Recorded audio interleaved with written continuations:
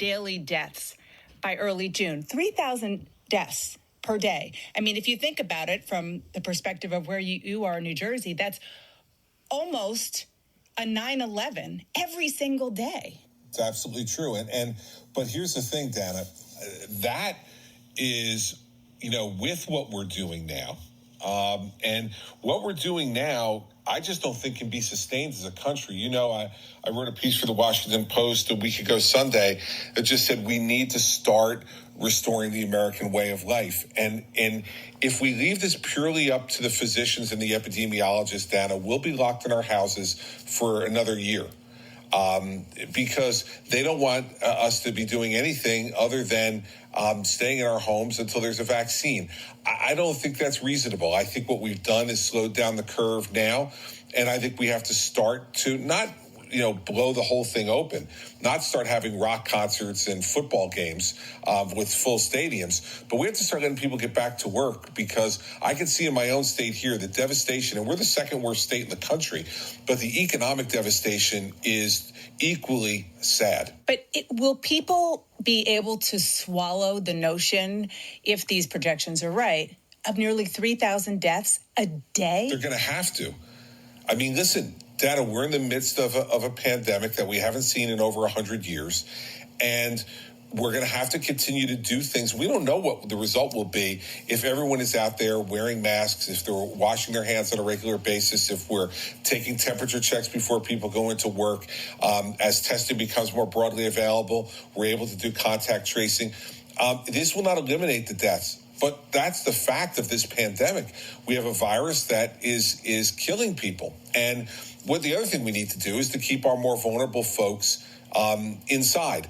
They're the ones who are going to really swallow this burden badly. The elderly and those with respiratory diseases, depressed immune systems from cancer treatments or other things. Those folks are going to have to be even more careful than the rest of the population. But I don't know what the choice is. Yeah, you don't know what the choice is, but what's the messaging? Let's say you were in the White House right now. I was there. I know you did run for president. Absolutely. But let's say you made it. You were there now, and you had this report on your desk that said 3,000 a day, and you had the feeling that you're saying right now that we've got to get life back to normal. What's your message? What should President Trump's message be to the American people? The message is that the American people have gone through significant death before. We've gone through it in World War I. We've gone through it in World War II. We have gone through it, and we've survived it. We sacrificed those lives. We sent our young men during World War II over to Europe, out to the Pacific, knowing that many of them would not come home alive. And we decided to make that sacrifice because what we were standing up for was the American way of life. In the very same way now, we have to stand up for the American way of life. We have to say we're going to be willing to endure this. And this is not to go back to normal. Let's be clear, Dana. We're not going to go back to normal. Right. But we're going to go. This is just to open the door to your house, to be right? functional, is to let people make a living. There was a story in the New York Times last week about in Egg Harbor Township, New Jersey, which is a suburb of Atlantic City. You had 3 1-mile-long car lines from 3 different directions to get to a food bank.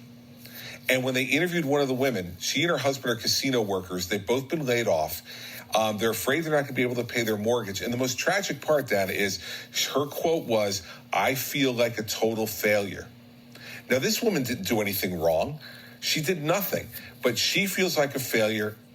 Dana, the mental health, addiction, domestic violence, and suicide costs of this, of not letting people go back to work, are going to be very much very, very difficult for the American people to take.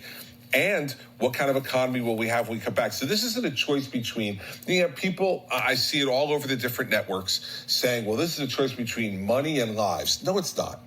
And what the president needs to do and governors need to do, in my opinion, is we don't let the epidemiologists run the state. If we did, they should be governor. But they're not. The governor has to take in the medical information, the economic information, the educational information, and then that governor, he or she has to bring all that together and make the very best decision he can or she can, balancing all that information. So if it's not a decision between health, how did you put it? Between the economy and money and lives. lives. People say money and lives, and I think that's Money and false lives. choice. So what is it a choice between? Or is that just a false choice? It's just much more gray than that. It's a false choice, Dana, because in the end, you don't want to choose either if it means eliminating the other. Because what are those lives going to be worth if people can't go to work, if they can't support their families, if they're going to become homeless? If they have to go to food banks every week to be able to feed their families, that's not sustainable either. So this is what leadership is about. Leadership is about being willing to make tough decisions and live with the consequences. They used to say to me all the time, I had a predecessor, Governor Tom Kean, who, when I became governor, New Jersey and you, perfect together. Exactly right. And he used to say to me, Governor, the decisions that get to your desk are never easy ones. Because if they were easy, one of your staff would have made it before you. These are the decisions that governors are facing now, and they can't be timid. We are being faced right now in some of the states with paralyzing timidity rather than Churchillian boldness. And that's what we really need. And to understand, listen, when Churchill made the decision to fight, to not give in to the Nazis, and they were getting blitzkrieged in London, I bet his approval numbers weren't great. But, he knew that for the long-term survival of the British democracy, he needed to do it. And I think that's what we need from governors now, is some boldness and some ingenuity and honesty to the people. In the end, you're going to have to tell them people are going to die. And it's going to be awfully sad. And I can you see or hear those words actually crossing Donald Trump's lips? Well, I think they kind of have, to be fair. I mean, I think he said, listen, losing one life is more than we'd want to lose. And all of this is a tragedy. And I think, in the end, what the president is trying to do now, and it's very difficult, but what he's trying to do, remember, when he came out in the press conference and said, he's in charge, he'll make the decisions, people went crazy and said, no, this is not a dictatorship, right? Then he turned it over to the governors. Now you got some people saying, well, he's not showing enough leadership. He can't dictate to them what they're going to do in their states. He's made that decision. So I think what he needs to be doing is to doing what he's doing right now. I think he's striking the right tone right now, which is encouraging governors to look for innovative ways to be aggressive about it and to pledge that the federal government is going to help them with testing. I know in my own state and your old home state of New Jersey, he just sent hundreds of thousands of swabs to New Jersey at Governor Phil Murphy's request. We've got to continue to be able to, and I said in my post column, we should be taking over the supply lines and all the things you need to do testing so they can be, focused in the right way. I wish the president would do that. So that was going to be my next question. That you said that you've written several op-eds for the Washington Post.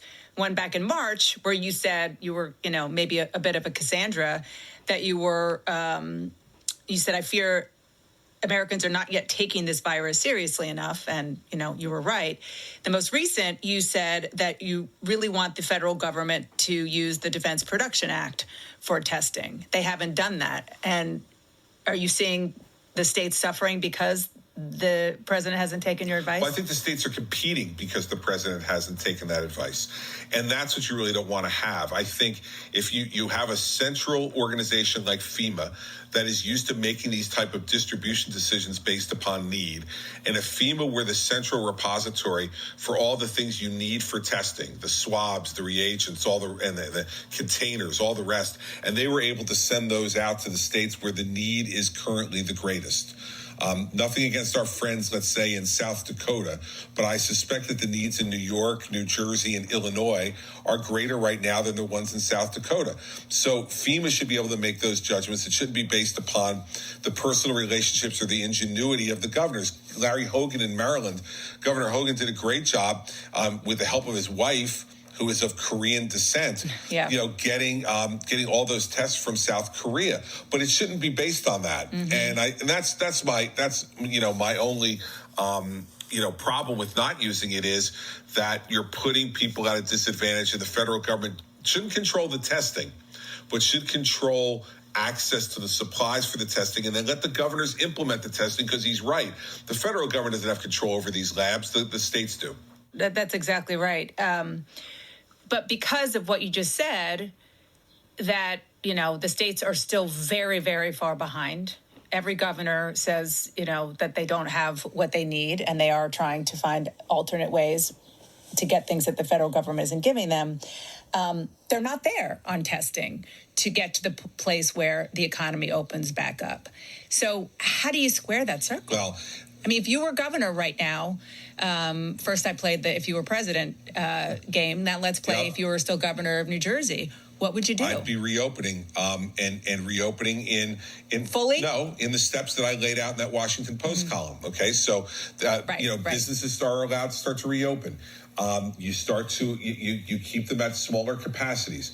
You have people giving temperature checks before they walk into any place of business. Remember, Dana, before 9/11, we used to walk into office buildings anywhere in this country without showing any identification. Walk by, go upstairs, go to where you were going, and now every place you go, you have to show ID to get in. We thought we'd never get used to that. Now it's a way of life. Temperature checks are going to be a way of life now for a long period of time until we get a vaccine. And so those are the kind of things we need to do, and that's what I would be doing in New Jersey. I wouldn't have kept the parks and the golf courses closed as long as we did here. I wouldn't be keeping small businesses closed. I mean, think about this for instance. In New Jersey right now, we're allowing, and many other states, we're allowing Walmart and Target to remain open because they sell food. Okay, that makes sense. But they also sell lots of other stuff too, right? They sell clothing, they sell equipment, they sell all kinds of things. Yet the small businesses that sell those things are not allowed to be open. Well, why? What's the rationale for that? If Trader Joe's and Walmart and Target can make it safe, then the corner store can make it safe too. And so that's the kind of thing I'd be looking at. These are common sense things. If we're going to allow supermarkets to be open, then we should also allow smaller stores and businesses to be open as well, with appropriate checks, masks being worn by everyone, both the employees and the customers. And that will help very much to keep the disease rate where it is now or lower. So my guess is if you made that decision and said temperature checks, one of the things that your public health administrator would say to you is, but Governor, just because somebody doesn't have a temperature doesn't mean they're not asymptomatic and then will walk into whatever business that they're working in and spread the virus to everybody there. And I'd look at my health commissioner and say, you're absolutely right, but I don't have the luxury to be perfect. I cannot be perfect on this, because if I wait until this is perfect, we will be in a depression. And then my next problem is going to be dealing with the millions of New Jerseyans who are unemployed and how I'm going to allow them to feed their families and stay in their homes and all the rest. Dana, the problem here is we're all looking for the perfect solution. And it drives me crazy, quite frankly, as I watch the news networks, yours and MSNBC and Fox and all of them, who have anchors who are up there saying things, grimly about, we have to save every life we can. Well, of course, everybody wants to save every life they can. But the question is, towards what end ultimately? Are there ways that we can thread the middle here to allow that there are going to be deaths, and they're going to be deaths no matter what? And if we can do things to keep people in the mode of wearing masks, of wearing gloves, of distancing where appropriate, we've got to let some of these folks get back to work, because if we don't, we're going to destroy the American way of life in these families, and it will be years and years before we can recover. It's so, this is, as somebody who is a leader and has studied leadership in a really serious way, can you think of something that is this hard and has been this hard for the leaders of this country to confront right now? Not since World War II on a national level, because as we know, World War II changed every aspect of American life. And everyone had to do things differently, and people were rationing things, and there were rationing stamps of how much meat you could have, and different other types of materials that were all being dedicated to the war effort. I don't think we've seen a challenge like this on a national basis since FDR. We've had regional issues like this, like when we had Hurricane Sandy, some of the awful Hurricane Katrina. We've had the wildfires in California. We've had some challenges that really markedly changed regions.